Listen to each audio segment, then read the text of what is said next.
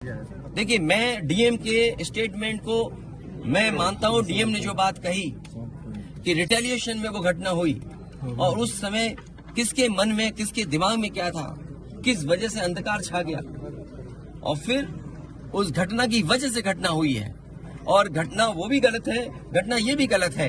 अगर ये सवाल आप पूछते हैं मासूमों के लिए, मासूमों की कभी जान नहीं जाती अगर प्रेम यादव की जान न गई होती तो। प्रेम यादव की जान नहीं जाती तो किसी मासूम किसी की जान नहीं जाती। आखिरकार सरकार क्यों इस बात को छिपाना चाहती है कि प्रेम यादव को बुला करके मारा और किसने मारा, धारदार से कैसे मारा। और यही नहीं, आप बताइए सुल्तानपुर में क्या एक ब्राह्मण डॉक्टर को ड्रिल से नहीं मार दिया? ड्रिल से, क्या ड्रिल से नहीं मारा? क्या उनके परिवार के बच्चों को आपने गले लगाए? क्या उनके परिवार के सदस्य अस्पताल मिलने गए? क्या आपने सोशल मीडिया के लिए वो तस्वीरें खिंचवाई कि उनसे गले मिलते हुए तस्वीर खिंचा लें? मैं जानता हूं दुख किसी के जाने का, किसी के खोने का।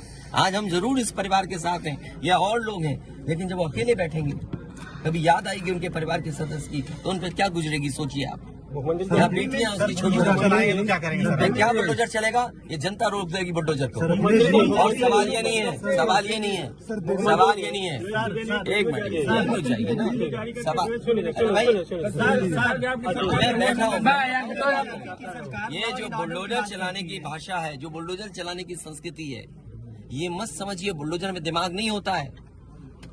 अगर बुलडोजर न्याय देने लगा तो अगली सरकार भी यही करेगी। इसलिए मैं सोचता हूं कि अगर आप योगी हैं, योगी की परिभाषा यही है, दूसरे का दुख अपना दुख समझे।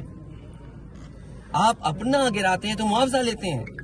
आपकी किसी की हिम्मत हो अगर ये बात की कि उन्होंने अपनी बिल्डिंग गिराई और कितने करोड़ मुआवजा उठाया, अगर आप इसे बुलडोजर चलाना चाहते हो तो उतना ही मुआवजा देना जितना मुआवजा आपने खुद लिया है सरकार से।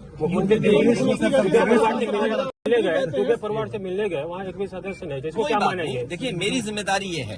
देखिए, मैं जानता हूँ यार नवीन भाई तो परेशान, और ये बात आप भी जानते हो।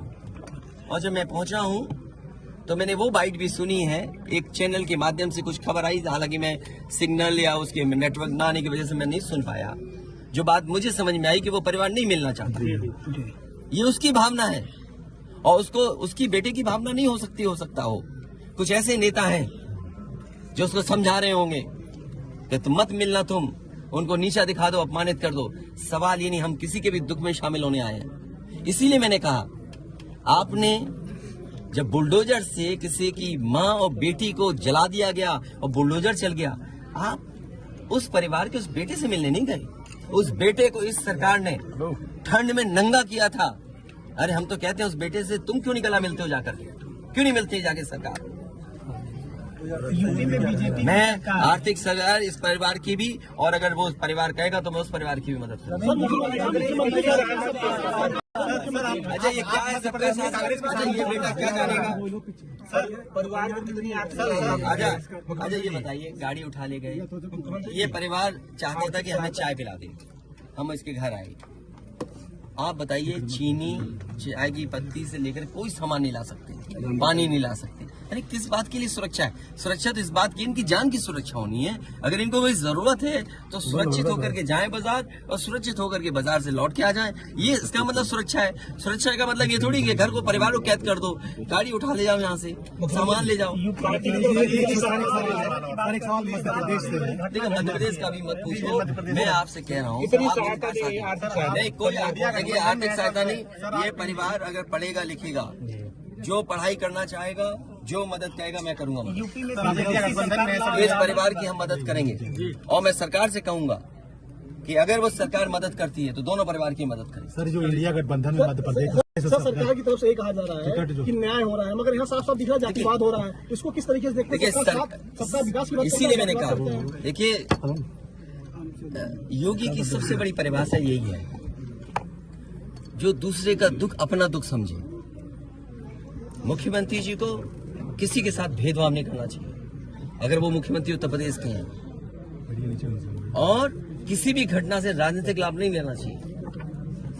अगर इस सरकार ने न्याय दिया होता, न्याय पहले दिन से देना शुरू किया होता, तो शायद हम लोगों पे भी दबाव नहीं बनता कि हम आते हो घर परिवार के लोगों से मिलते आकर। सर, कांग्रेस के लोग कह रहे हैं कि आप बीजेपी को फायदा पहुंचाना चाहते हैं मध्य प्रदेश। देखिए सुनिए, ये बात भी कांग्रेस के मुंह से अच्छी नहीं लगती। सर यूपी में बदला लेंगे उसका। नहीं बदला की बात मत करो।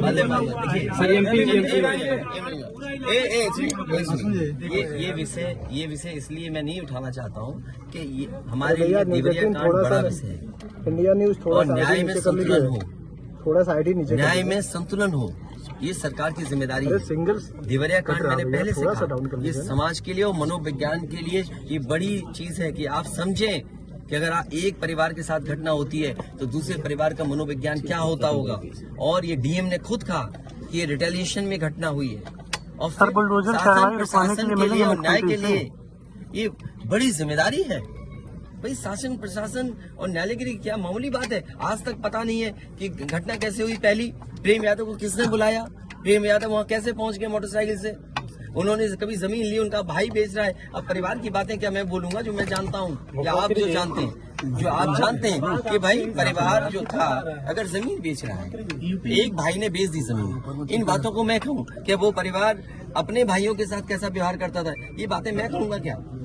ये सब आप जानते हो। इसलिए मैं आपसे भी उम्मीद करता हूँ लोकतंत्र तभी मजबूत होगा जब न्याय मिलेगा और न्याय की भावना होती सरकार की तो खेतों में इतना कार्यकर्ता नेता नहीं दिखाई देता, ये जनता खेतों में नहीं दिखाई देती।